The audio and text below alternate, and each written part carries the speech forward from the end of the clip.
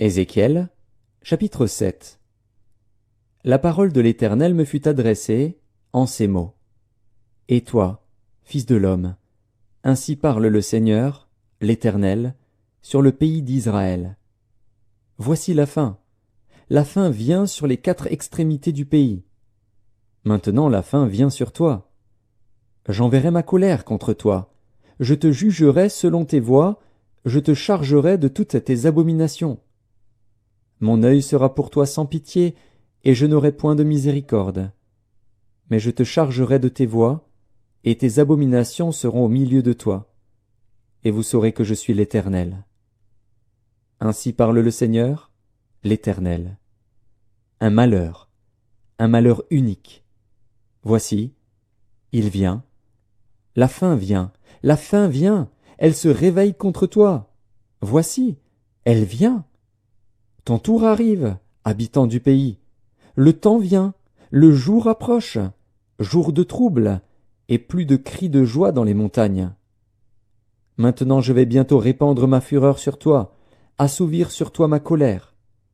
Je te jugerai selon tes voies, je te chargerai de toutes tes abominations. Mon œil sera sans pitié, et je n'aurai point de miséricorde. Je te chargerai de tes voies, et tes abominations seront au milieu de toi. Et vous saurez que je suis l'Éternel, celui qui frappe.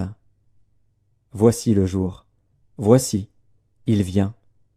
Le tour arrive, la verge fleurit, l'orgueil s'épanouit.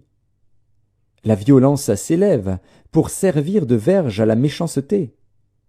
Plus rien d'eux, de leur foule bruyante, de leur multitude. On ne se lamente pas sur eux. Le temps vient, le jour approche.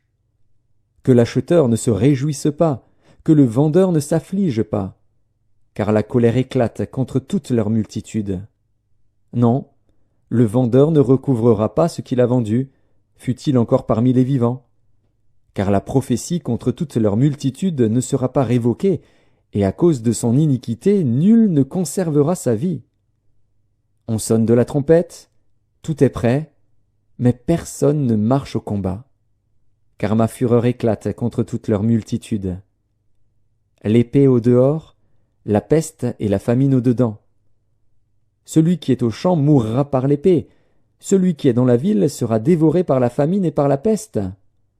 Leurs fuyards s'échappent, ils sont sur les montagnes, comme les colombes des vallées, tout gémissant, chacun sur son iniquité. Toutes les mains sont affaiblies, tous les genoux se fondent en eau. Ils se saignent de sacs, et la terreur les enveloppe. Tous les visages sont confus, toutes les têtes sont rasées. Ils jetteront leur argent dans les rues, et leur or sera pour eux un objet d'horreur. Leur argent et leur or ne pourront les sauver, au jour de la fureur de l'Éternel. Ils ne pourront ni rassasier leur âme, ni remplir leurs entrailles, car c'est ce qui les a fait tomber dans leur iniquité. Ils étaient fiers de leur magnifique parure, et ils en ont fabriqué les images de leurs abominations, de leurs idoles. C'est pourquoi je la rendrai pour eux un objet d'horreur. Je la donnerai en pillage aux mains des étrangers, et comme butin aux impies de la terre, afin qu'ils la profanent. Je détournerai d'eux ma face, et l'on souillera mon sanctuaire. Des furieux y pénétreront, et le profaneront. Prépare les chaînes, car le pays est rempli de meurtres, la ville est pleine de violence. Je ferai venir les plus méchants des peuples, pour qu'ils s'emparent de leurs maisons. Je mettrai fin à l'orgueil des puissants, et leurs sanctuaires seront profanés. La ruine vient. Ils cherchent le salut, et point de salut. Il arrive malheur sur malheur, un bruit succède à un bruit. Ils demandent des visions aux prophètes. Les sacrificateurs ne connaissent plus la loi, les anciens n'ont plus de conseils. Le roi se désole, le prince s'épouvante, les mains du peuple du pays sont tremblantes.